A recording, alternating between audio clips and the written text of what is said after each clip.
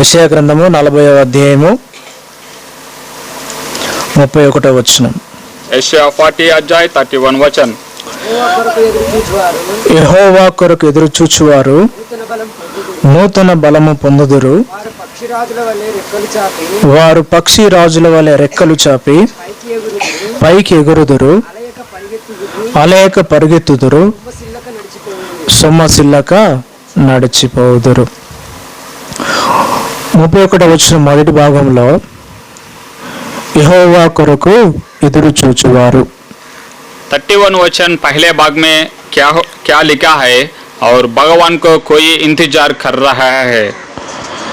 ఎవరి కొరకు ఎదురు చూడాలంటే మనము ఎవరి కొరకు? యెహోవా కొరకు ఎదురు చూడాలి. हमने किसका बारे में और इंतजार करना है? सिर्फ और भगवान के लिए हमने इंतजार करना है. దేవుని కొరకు ఎదురు చూస్తే ఎటువంటి బలం అంట? నూతన బలము పొందుదురు. जब हमने भगवान के लिए इंतजार करता है हमको एक नया बल मिलेगा. మనకందరికి కూడా బలం అవసరం కదా. हम सबको बल जरूरी चाहिए. బలము నాకు వద్దు అనే వాళ్ళు ఎవరైనా ఉన్నారా? कोई यहाँ पे है हमको कोई कुछ भी बल नहीं है ऐसे सोचने वाला कोई है इधर? బలం లేకుండా మనం నడవలేము, మాట్లాడలేము, పరిగెత్తలేము, ఏం చేయలేం. बिना शक्ति हम कुछ भी नहीं कर सकते हैं. हम वॉकिंग भी नहीं कर सकते हैं, हम बात भी नहीं कर सकते हैं. కాబట్టి ఈ లోకంలో మనం జీవించాలంటే, బలంగా ఉండాలంటే మనకు ఆహారం అవసరం. इसलिए इस धरनी में जीवन करने के लिए हमको आहार जरूरी चाहिए. దేవుడు మనలను ప్రేమించి దేవుని వాక్యంలో 7 రకాలుగా తన యొక్క బలాన్ని మనకు అనుగ్రహిస్తూ ఉన్నాడు. भगवान हम सबको प्यार करके भगवान हमको 7 विषय से हमसे बात कर रहे हैं. మొదటగా మనము దేవుని నుండి ఎట్లా బలము పొందవలసి ఉన్న వారమో ఇక్కడ తెలియజేస్తున్నాడు. पहले चीज क्या है? भगवान से हम बल कैसे लेने के लिए वो यहाँ पे लिखा है. మొదటగా మనకు బలం ఎట్లా వస్తుంది చెప్పండి? बोलिए हम सबको पहले बल कैसे आएगा?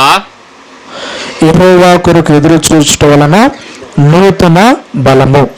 यहोवा के लिए इंतजार कर रहे हैं और हमको मिलेगा एक नया शक्ति और नया बल. అందరు చెప్పండి. सब हमारा साथ बोलिए.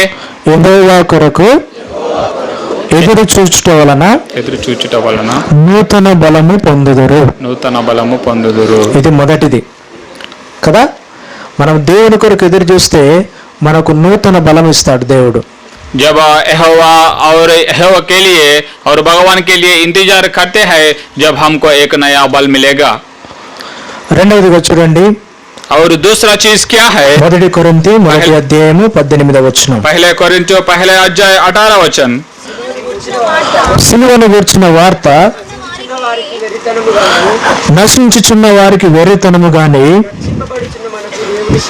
రక్షింపబడుచున్న మనకు దేవుని శక్తి. రెండవదిగా మొదటి కొరింథీ 2వ అధ్యాయం 18వ వచనములో సిలువ ద్వారా మనకు శక్తి. और दूसरा चीज क्या है? और पहले कोरिन्थियों पहले अध्याय 18 वचन में हमको कलवरी के बारे में हमको एक शक्ति मिलेगा. సిలువ మనకు ఏం చూపిస్తుందంటే విజయమునకు గుర్తుగా ఉంది. कलवरी हमको क्या दिख रहे है? एक जय जीवित के बारे में बोल रहे हैं. రాసిన పత్రిక 2వ అధ్యాయము कोलोसियों 2 अध्याय 15వ వచనం చివరి భాగంలో ఆ మాట రాస్తున్నాడు. 15 वचन में आकर भाग में ये बात वहाँ पे लिखा है. ఆయన ప్రధానులను అధికారులను నిరాయుధులనుగా చేసి సిలువ చేత జయోత్సవముతో వారిని పట్టి తెచ్చి బాహటముగా వేడుకకు కనపరచెను. यहाँ पे 15 वचन में हमको लिखा है और आखिरी भाग में जो प्रभु यीशु मसीह एक बिना कोई आदमी जीवन है वो सिर्फ कलवरी का बारे में वो जय जीवित उत्सव भी किया है. సిలువ ద్వారా మనకు శక్తి వస్తుంది. और कलवरी के बारे में हमको शक्ति मिलेगा. యేసు ప్రభువు ఒక మాట చెప్తూ వచ్చినాడు. प्रभु यीशु मसीह हमको एक विषय कहा था. మీకు అందరికి సిలువలు ఉన్నాయా? आप सबको कलवरी है क्या? చేయించిన సిలువ కాదు,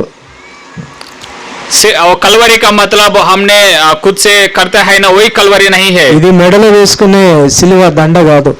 अपने मतलब हमने बॉडी को वही कलवरी नहीं है। యేసుప్రభు వారు ఒక మాట చెప్పినారండి, మీరు మర్చిపోయినట్టున్నారు. ఏమన్నారు? మీ సిలువను ఎత్తుకొని నన్ను వెంబడించండి. ప్రతి వానికి ఒక సిలువ అవసరం. हर आदमी को एक कलवरी जरूरी चाहिए, इसलिए भगवान हमको एक विषय कहा था, अपने कलवरी लेके हमारा पास हमारे साथ आना है। అంటే సిలువను ఎక్కడో పెట్టినారని అర్థం. और इसका मतलब कलवरी है एक विटनेस है। సిలువ లేకుండా మనకు శక్తి రాదు. बिना कलवरी हमको कोई शक्ति नहीं मिलेगा। సిలువ లేకుండా మనం ఈ లోకమును జయించలేం. बिना कलवरी हम इस धरनी में नहीं जीवन कर सकते हैं। చూడండి పౌలు ఏమంటాడు చూడండి, గలతీయులకు రాసిన పత్రిక 6వ అధ్యాయము. देखिए पौलो क्या बोल रहे हैं गलतियंस में 6 अध्याय 14వ వచనం. 14 वचन में। అయితే మన ప్రభువైన యేసుక్రీస్తు సిలువ యందు తప్ప మరి దేని యందును అతిశయించుట నాకు దూరమవును గాక. దాని వలన నాకు లోకమునకు నేనును సిలువ వేయబడి ఉన్నాం. చాలా మందిని అడిగినాను ప్రశ్న, సిలువ ఉందంటే లేదన్నారు అందరు. अभी तक सबको मैंने एक विषय पूछा था, आपका पास कलवरी है, लेकिन सब बोल दिया है हमारा पास कलवरी नहीं है। పౌలుకు సిలువ ఎట్లా ఉపయోగపడుతుంది చూడండి. देखिए पौलू को किसी तरफ का यूज हो रहा है ये कलवरी। నాకు లోకమునకు నేను సిలువ వేయబడి ఉన్నాము. पौलू ने यहाँ पे कहा था, और मुझको ये दुनिया को मैं और कलवरी में दे दिया। కాబట్టి మనకు సిలువ లేకుండా లోకమునకు మనం సిలువ వేయబడలేం. इसलिए हमारा पास कलवरी नहीं है, और इस दुनिया को हम बिना कलवरी से इस जीवन में नहीं जीवन कर सकते हैं। అందుకని యేసు ప్రభువు ఆ మాట చెప్తూ వచ్చినాడు. इसलिए भगवान ये विषय हमको बोल रहे हैं, ప్రతి వాడును తన సిలువను ఎత్తుకొని నన్ను వెంబడించాలి. हर आदमी अपना कलवरी लेके हमारा साथ आना है। యేసు ప్రభువు వారు తన సిలువను మోసినాడు కదా, प्रभु यीशु मसीह अपना कलवरी ने लेके गया था ना। మనము కూడా ఈ లోకంలో మన సిలువను ఎత్తుకొని ఆయనను వెంబడించాలి. इसलिए हम भी और प्रभु यीशु मसीह जैसे किया वैसे हम भी एक कलवरी लेके जाना पड़ेगा। ఈ సిలువ మనలోన ఉంటే ఈ లోకమునకు మనము ఎట్లుంటామంట, లోకమునకు నేనును నాకు లోకమునకు సిలువ వేయబడి ఉన్నాము. जब हमारा हृदय में कलवरी होता है, तब इस दुनिया का बारे में हम कुछ भी नहीं सोचता है, और दुनिया का दूर से हम जीवन करेंगे। ఇది రెండవ రకము శక్తి. ये शक्ति दूसरा चीज है। చూడండి మూడవ, और तीसरा चीज क्या है? ఫిలిప్పీయులకు రాసిన పత్రిక 3వ అధ్యాయము फिलिपियंस और 3 अध्याय 11వ వచనం. 11 वचन। నాకు ఏ విధము చేత నేనను మృతులలో నుండి నాకు పునరుద్ధానం కలుగవలనని తాను మరణ విషయంలో సమానానుభవం గలవాడునై ఆయన పునరుద్ధాన బలము ఏమవసరం అంటే మనకు దేవుని యొక్క పునరుద్ధాన బలం మనకు అవసరం. देखिए यहाँ पे तीसरा चीज क्या है, यहाँ पे क्या लिखा है, प्रभु यीशु मसीह का पुनरुत्थान बल हमको जरूरी चाहिए। ఈ పునరుద్ధాన బలం ఏం చేసిందంటే యేసుక్రీస్తు ప్రభువారిని ఆ సమాధిలో నుండి బయటికి తీసుకొచ్చింది ఈ యొక్క పునరుద్ధాన శక్తియే. ये तीसरा चीज क्या किया है, पुनरुत्थान शक्ति। प्रभु यीशु मसीह जब मर गया था और उससे उस समाधि बाहर लेके आ गया था। ఈ పునరుద్ధాన శక్తి చేతనే యేసుక్రీస్తు ప్రభువారు సమాధి నుండి లేస్తూ వచ్చినారు. सिर्फ ये पुनरुत्थान शक्ति के बारे में वजह से और प्रभु यीशु मसीह उस समाधि ने विजय किया है। కాబట్టి మనలను కూడా ఈ పునరుద్ధాన శక్తియే ఈ లోకంలో నడిపిస్తూ వస్తుంది. इसलिए हमको भी ये पुनरुत्थान शक्ति इस धरनी में जीवन करने के लिए हमको यूज होगा। 4వదిగా చూడండి, హెబ్రీయులకు రాసిన పత్రిక 4వ అధ్యాయం 12వ వచనం. और 4 चीज क्या है, हेब्रू 4 अध्याय और 12 वचन में, ఎందుకనగా దేవుని వాక్యము సజీవమైన బలము గలదు. 4వదిగా మనకు ఏ శక్తి అవసరం అంటే దేవుని వాక్యం యొక్క శక్తి అవసరం. और 4 चीज क्या है, हमको किसी तरफ का शक्ति चाहिए, भगवान का वाक्य का शक्ति हमको चाहिए। దేవుని వాక్యం ఎటువంటిదంటే కీర్తనల గ్రంథం 119వ అధ్యాయము 9-11 వచనాల్లో రాయబడిన మాట, నీ ఎదుట నేను పాపము చేయకుండా ఉన్నట్లు నా హృదయంలో నీ వాక్యమును ఉంచుకొని ఉన్నానని అక్కడ భక్తుడు సెలవిస్తున్నాడు. भगवान का वाक्य किसी तरफ का है और भजन संहिता 119 अध्याय में 19 वचन में क्या लिखा है, और वहां पे एक विषय लिखा है, నీ ఎదుట నేను పాపము చేయకుండా ఉండునట్లు నా హృదయంలో నీ వాక్యమును ఉంచుకొని ఉన్నాను. आपका सामने मैं कोई पाप नहीं करने के लिए आपका वाक्य मेरा हृदय में ऐसे रख किया है. తర్వాత చూడండి నెహెమ్యా గ్రంథము 8వ అధ్యాయము 10వ వచనం.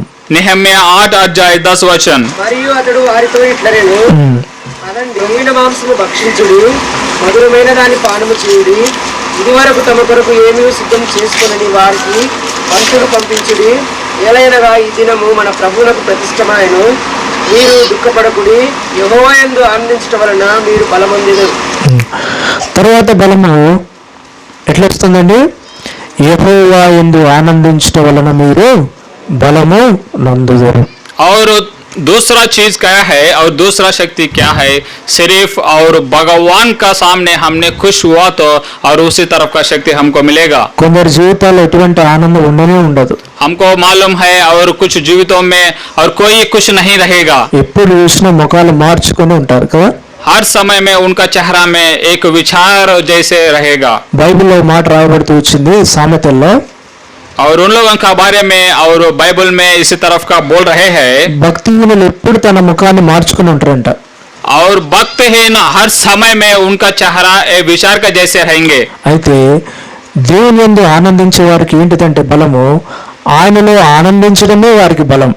लेकिन जो भगवान में और खुश रहते हैं और सिर्फ भगवान का वाक में खुश होते हैं, उन लोगों को उसी तरफ का शक्ति मिलेगा. ఫిలిప్పీయులకు రాసిన పత్రిక 4వ అధ్యాయం 4వ వచనం. फिलिप और 4 अध्याय 4 वचन में क्या लिखा है? ఎప్పుడునూ ప్రభువునందు ఆనందించుడి, ఎల్లప్పుడూ ప్రభువునందు ఆనందించుడి, మరలా చెప్పుదును ఆనందించుడి. ఎంతమంది ప్రభువునందు ఆనందిస్తున్నారు? यहाँ पे और कितना आदमी प्रभु यीशु मसीह पर खुश हो रहे हैं? మన ఆనందము మన దేవుడే అయి ఉండాలి. हमारा खुश सिर्फ हमारा भगवान होना चाहिए. అదే మనకు బలం. यही है हमारा बल. కొంతమంది డబ్బును బట్టి, కొంతమంది గుర్రములను బట్టి, రథాలను బట్టి, కొంతమంది వారికున్న తలాంతులను బట్టి, వారికున్న ఈ భూమి మీద ప్రతి దాన్ని బట్టి అతిశయిస్తారంట. కానీ మనమైతే మన దేవుడైన యెహోవాని బట్టి అతిశయించాలని దేవుని వాక్యం సెలవిస్తుంది. देखिए मनुष्य लोग और अपने अपने बारे में अतिशय होता है, और कुछ लोग उन लोगों का घोड़ों का बारे में इर्मिया ग्रंथ में बोल दिया है, घोड़ों का बारे में अतिशय हो रहा है, और कुछ लोग उन लोगों का गाड़ी का बारे में खुश रहे हैं, और कुछ लोग इस धरने में और उनका धन का बारे में अतिशय होता है. చూడండి చివరిదిగా దానియేలు గ్రంథము आकर में दानिయేल ग्रंथ 11వ అధ్యాయము 11 अध्याय 32వ వచనం. 32 वचन में, అందుకతడు ఇచ్చకపు మాటలు చెప్పి నిబంధనను అతిక్రమించు వారిని వశపరుచుకొనును. అయితే తమ దేవునిని ఎరుగువారు బలము కలిగి గొప్ప కార్యములు చేసిన. మనకేముండాలండి? దేవుణ్ణి తెలుసుకొని ఉండాలి. దేవుడు అంటే ఎరుకైన వారుగా మనం ఉండాలి. यहाँ पे एक विषय लिखा है, और आखिरी चीज क्या है? भगवान का बारे में हम सबको मालूम होना पड़ेगा. తమ దేవుని ఎరుగువారు బలము కలిగి. अपना भगवान का बारे में सोच रहे हैं, उन लोगों का बल का बारे में सोचना है. ఇటువంటి శక్తులను లేదంటే ఇటువంటి బలాన్ని దేవుడు మనకు ఇస్తున్నాడు. इसी तरफ का शक्ति भगवान हमको दे रहे हैं. మొదటి శక్తి ఎటువంటిది? पहले शक्ति किसी तरफ का है? యెషయా గ్రంథం 40వ అధ్యాయం 31వ వచనం. एशिया 40 अध्याय 31 वचन में, యెహోవా కొరకు ఎదురు చూచువారు నూతన బలము పొందుతారు. यहोवा के लिए इंतजार कर रहे हैं, वो लोगों को नया बल मिलेगा. తర్వాత రెండవది, और दूसरा चीज क्या? మనకి ఏ బలము కావాలి? సిలువ బలము కావాలి. సిలువ యొక్క శక్తి కావాలి. 1 కొరింథీ 1వ అధ్యాయము 18వ వచనం. दूसरा चीज क्या है? कलवरी का शक्ति हमको जरूरी चाहिए. మూడవది ఏం చదువుకుంటూ వచ్చినాము? और तीसरा चीज क्या है? దేవుని యొక్క పునరుద్ధానపు శక్తి. పునరుద్ధానపు బలం. తర్వాత 4వది దేవుని యొక్క వాక్యము. తర్వాత నెహెమ్యా గ్రంథము 8వ అధ్యాయము 10వ వచనం, యెహోవా యందు ఆనందించడం వలన మీరు బలం పొందు. తర్వాత తమ దేవుని ఎరుగువారు బలము కలిగి గొప్ప కార్యములు చేస్తారు. अभी तक 2 चीज का बारे में हमने बोल दिया है. तीसरा चीज क्या है? भगवान का पुनरुद्धान का शक्ति का बारे में. और 4 चीज क्या है? भगवान का वाक जैसे है. और 5 चीज क्या है? भगवान में हमने खुश रहने के लिए वो 5 चीज बोल रहे हैं. ఈ ఏడంతల శక్తి ఎవరు పొందుతారంటే దేవుని కుమారుడుగా దేవుని కుమార్తెగా ఎవరైతే స్వీకరించబడతారో, లేదంటే ఎవరి పాపములైతే క్షమించబడతాయో, ఎవరి పాపములు యేసుక్రీస్తు ప్రభువారి యొక్క రక్తంలో కడగబడతాయో వారు మాత్రమే ఇటు ఏడంతల శక్తిని వారి జీవితాల్లో అనుభవిస్తారు. अब तक हमने बोल दिया था 7 शक्ति का बारे में. ये 7 शक्ति का बारे में किसको मिलेगा? जो भगवान में पाप मुक्ति मिल गया और प्रभु यीशु मसीह का खून बहाया और इसमें मुक्ति मिल गया, उन लोगों को ये 7 शक्ति का उन लोगों का अंदर में मिल जाएगा. బైబిల్లో రాయబడిన మాట, యేసు రక్తము ప్రతి పాపము నుండి మనల్ని కడిగి పవిత్రులనుగా చేయును. बाइबल में हमको एक विषय बोल रही है, प्रभु यीशु मसीह का खून हमारा सब पाप में और विमुक्ति मिल जाएगा. ఇక్కడ కూర్చున్న వారిలో ఇంకా ఎవరైనా మీ పాపములు క్షమించబడకుండా ఉండినట్లయితే బైబిల్లో ఒక మాట మనం చదువుకుంటూ వచ్చినాం. హెబ్రీలకు రాసిన పత్రికలో ఎంతో గొప్ప రక్షణ. यहाँ पे बहुत ज्यादा आदमी बैठ हुआ है, अभी तक किसी को और पाप विमुक्ति नहीं है और रक्षण नहीं है, यहाँ पे बोल रही है. और ये बहुत महत्वपूर्ण रक्षण वहाँ पे हमको लिखा है. యేసుక్రీస్తు ప్రభువారి యొక్క రక్తము నీ నా ప్రతి పాపం నుండి మనల్ని కడిగి పవిత్రులుగా చేస్తుంది. प्रभु यीशु मसीह का खून हमारा सबका पाप से विमोचना देगी. కాబట్టి ఈ సమయంలో ఇంకా మీ పాపములు ఎవరైతే వ్యక్తిగతంగా పాపములు క్షమించబడకుండా ఇక్కడ కూర్చుండినట్లయితే యేసుక్రీస్తు ప్రభువారి ప్రేమతో మిమ్మల్ని ఆహ్వానిస్తున్నాడు. ఏమని అంటే, నా కుమారుడా, నీ హృదయం నాకు ఇచ్చినట్లయితే నీ హృదయం నేను కడుగుతానని ఆ ప్రేమగల రక్షకుడు ప్రేమతో నిన్ను ఆహ్వానిస్తున్నాడు. अभी तक ये 7 शक्ति का बारे में हमने सुन लिया था. और कोई भी यहाँ पे कितना आदमी बैठे हुए हैं और उन लोगों का अंदर में और महत्वपूर्ण रक्षण नहीं है. प्रभु यीशु मसीह सबको बुला रही है उनका पास आने के लिए. యేసు ప్రభువా, నేను పాపిని, నా పాపములు క్షమించమని చిన్న మాట మీ హృదయంలో ప్రార్థించినట్లయితే యేసుక్రీస్తు ప్రభువారు పాపములు క్షమించుటకు అధికారం కలిగినటువంటి దేవుడు. ఆయన ఒక్కడే మానవుని యొక్క పాపములకు క్షమాపణ ప్రాయశ్చిత్తము ఆయన యొద్దనే దొరుకుతుంది. जब आप इसी तरफ का प्रार्थना करेंगे तो प्रभु यीशु मसीह, मैं एक पाप हूँ, मेरा जीवित में आप रक्षण दीजिए, इसी तरफ का आप प्रार्थना करेंगे तो भगवान आपको रक्षण देने के लिए तैयारी है.